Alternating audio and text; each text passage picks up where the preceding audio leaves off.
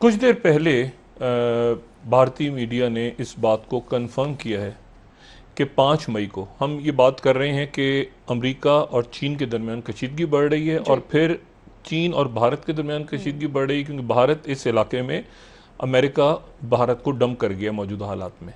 ठीक है, अब एक तो हमने बात की थी कि ताइवान के अंदर फटा, ठीक है, एक और वहाँ पे बहरी जहाज आ गए और ये हो गया, वो सारा हमने डिस्कस किया था।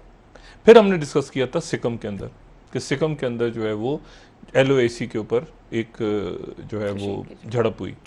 फिर उसके बाद हमने डिस्कस किया था कि नेपाल के अंदर जो है वो कशीदगी हुई। लेकिन अब जो है वो भारतीय मीडिया आज ये बात रिपोर्ट कर रहा है कि 5 मई को, ये बड़ी इंपॉर्टेंट है, अगर उसकी स्लाइड्स बन गई तो काइंडली दिखाइएगा, जो आज कुछ देर पहले, जी हाँ, ये भारतीय मीडिया रिपोर्ट कर रहा है कि चाइनीज चॉपर्स जो हैं स्पॉटेड नियर लद्दाख। अब ये लद्दाख जो है ये वो है जो कि कश्मीर, ये वो कश्मीर जो कि वो कश्मीर जहाँ पे जो चाइना, ठीक है, लद्दाख का इलाका। और प्रॉम्प्ट अलर्ट इंडियन एयरफोर्स ने, ये टाइम्स ऑफ इंडिया है, Chinese helicopter spotted along Sino India border in eastern Ladakh. और ये 5 मई का वाक़या बयान हो रहा है और उसमें वो ये आज कंफर्म कर रहे हैं और कह रहे हैं कि 5 मई को कशीदगी थी 250 के करीब, दोनों तरफ से जो हैं वो चाइना के और इंडिया के जो हैं वो फौजी आमने सामने आ गए थे। एयरफोर्स अलर्ट हुई थी और साथ ही ये भी खबर आ रही है नई दिल्ली से कि उस दिन यहाँ से एंटी एयरक्राफ्ट शायद मूव करने का प्लान, या कुछ मूव कर गए थे एसिड्स इंडिया के, यानी एक प्रॉपर जंग जो है वो लद्दाख के अंदर चाइना और इंडिया की कशीदगी यहाँ तक चली गई थी। उसके बाद सिक्किम हुआ है, सिक्किम उसके बाद हुआ है। ये 5 मई का वाक़या है और ये वो दिन है जब ताइवान के अंदर टेंशन बढ़ रही थी।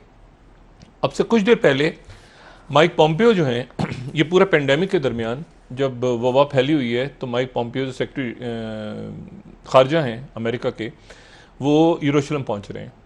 और यरूशलेम पहुंचना उनका थोड़ा सा हैरान कुन है इन हालात में, क्योंकि दौरे और इस तरह की चीज़ें नहीं हो रही और ज़्यादातर बातें जो हैं वो टेली कॉन्फ्रेंस या बाकी तरीक़ों से, लेकिन पॉम्पियो खुद आ रहे हैं यरूशलेम। और उसकी यहाँ आने की वजह उनकी बयान ये हो रही है कि वो एक तो ये कि जो हुकूमत बननी है इजराइल में, उसमें वो हुकूमत साजी में, और दूसरा ये कि जो खत्ते के ममालिक हैं उनको यकीन दहानी कराएंगे कि अमेरिका आपके साथ है, क्योंकि दुनिया जो है वो परेशान हो गई है कि अमेरिका कहाँ निकल गया।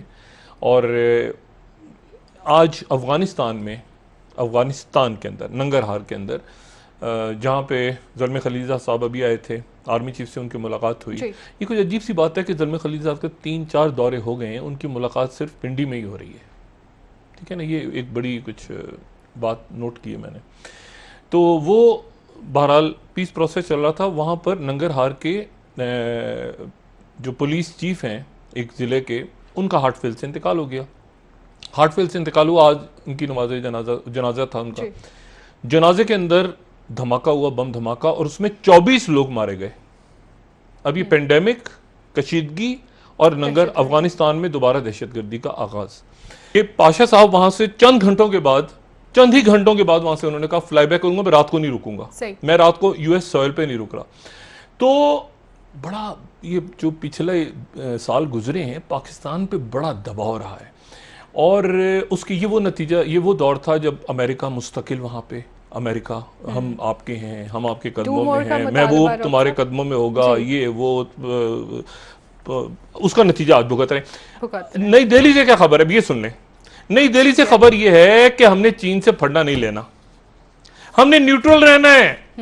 चाइना और अमेरिका के फड्डे में हमने न्यूट्रल रहना है, हमें ये कोई ट्रेड रेड नहीं चाहिए, ये कोई वहां से जो कंपनियां नहीं मंगवानी, ताइवान शाइवान के फड्डे में नहीं कूदना, और हमने न्यूट्रल हो जाना है। इसमें अमेरिका का कुछ मुफाहमती पॉलिसी, हाँ, दौड़ गए, हद हो गई। इंडो पैसिफिक सारा क्या बना। और अच्छा, पॉम्पियो क्यों आए? अब पॉम्पियो इसलिए आए हैं कि इस्लामिक वर्ल्ड कहीं ऐसा ना हो कि चाइना की तरफ चली जाए। देखिए ना कौन कौन से मुल्क इस वक्त अमेरिका के उससे स्फीयर से निकल गए। ईरान तो हमें पता है पहले से निकला हुआ है, कतर निकला हुआ है क्योंकि सऊदी अरब के साथ कतर का मसला हुआ, तुर्की निकला हुआ है। अच्छा, उसके बाद सऊदी अरब अभी तक अमेरिका के उसमें है, क्योंकि सऊदी अरेबिया का और UAE का भी देखना है कि क्या उनका आगे क्या मामला होता है, लेकिन वो ईरान की वजह से।